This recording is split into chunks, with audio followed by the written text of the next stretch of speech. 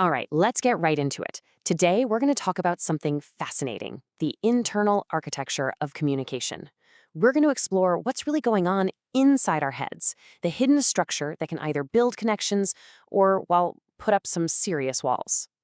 I mean, you know that feeling, right? Where you say one thing, but somehow the other person hears something totally different. It is so frustrating, and honestly, it happens to all of us. But what if the problem isn't what you said, or even how you said it? What if the real breakdown, the real misfire, happens inside the mind of the person you're talking to, or maybe even inside your own? And that brings us to this first big idea, this invisible wall that can pop up inside your own head, sometimes before a single word is even processed. So, the technical term for this is intrapersonal barriers. But think of them like this: they're unique, personalized filters that every single one of us has. And these filters can twist, bend, or sometimes completely block a message, often without us even having a clue that it's happening. So, why do we even have these filters? I mean, why isn't communication just a simple, direct transfer of information from one brain to another? Well, it's because none of us are walking around with a blank slate for a mind. Our own unique way of seeing the world, our perception, plus all of our life experiences, our education, our culture, our personality, all of these things come together to build a mental filter that is 100% unique to you. And that is exactly why two people can hear the very same words and walk away with completely different understanding. Okay, now let's get a little more specific. We're going to look at 6 common mental traps that pretty much act like saboteurs, actively working to undermine our best attempts to communicate. First up, let's talk about wrong assumptions. This is when our brain tries to fill in the blanks and, you guessed it, often gets it totally wrong. Like, imagine you're explaining a project to a new team member, and you just assume they know all the company acronyms you're throwing around. That one little assumption can cause immediate confusion. Then you've got varied perceptions. This is a big one. You and a coworker can be in the exact same meeting, witness the exact same presentation, but because your priorities and your past experiences are different, your takeaways can be polar opposites. You both saw the same thing, but you didn't perceive the same thing. And another huge saboteur is our differing backgrounds. Your education, your culture, where you grew up, it all creates the specific lens that you use to decode messages.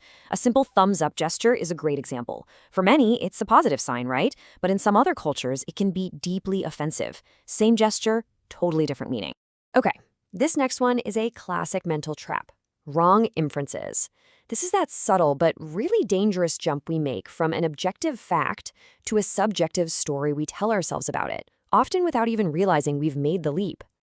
Just look at this. The fact is simple. It's neutral. The report was submitted at 5:01 p.m. But the inference? Wow. That's a whole story we just invented about our colleagues' character, their work ethic, their respect for deadlines. Learning to spot when you're making that leap from observable fact to your own little story, that is a crucial skill. Saboteur number 5 is something called blocked categories. And this is just human nature, really. We tend to welcome information that confirms what we already think, the stuff that makes us feel good and right. But the second we hear something we don't like or that challenges us, our minds can just automatically reject it, distort it, or pretend it was never said. And our last saboteur is categorical thinking. This is the mindset of what you might call a pansophist, which is just a great word for someone who thinks they know it all. This kind of overconfidence makes them shut down when they hear new information because, hey, in their mind, there's nothing left to learn. Their brain is basically a closed system. So, how do you spot this kind of thinking, either in yourself or in someone else? Listen for these words, these absolute all or nothing words. When you hear always, never, everyone, or nothing, it is a massive red flag that a mind might just be closed for business, blocking any real chance at communication. Okay, so we've met the saboteurs. It might sound a bit discouraging, but the good news is we are not helpless here. So now let's talk about how we can actually start breaking down these internal barriers. Here are 4 really practical, really powerful steps. First, try swapping out those absolute words like always for qualifiers like in my opinion or it seems to me. Second, we have to consciously try to separate what we know from what we think or what we're guessing. Third, it's about making a real effort to be open to new ideas, especially the ones that make us a little uncomfortable. And finally, none of this is possible without self-awareness and empathy, just taking a second to understand our own filters and making a genuine attempt to understand where someone else is coming from. Look, if there is just one thing you take away from this whole explainer, let it be this. The second we trade our desperate need to be right for a genuine desire to understand, everything changes. Real communication doesn't start with broadcasting our opinions. It starts with curiosity. So, I'll leave you with this question to chew on. What's one thing you feel absolutely 100% certain about? And what do you think might happen if you approached it with just a little less certainty and a little more curiosity instead?